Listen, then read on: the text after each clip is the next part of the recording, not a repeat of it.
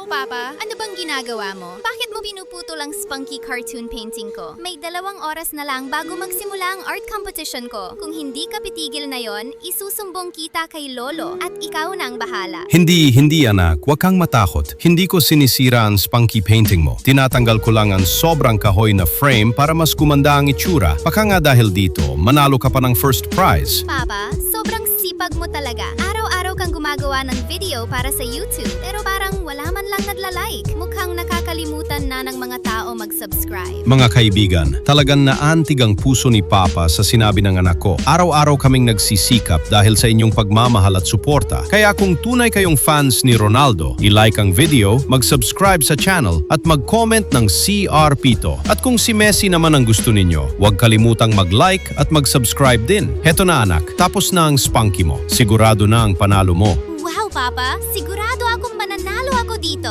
Salamat, Papa!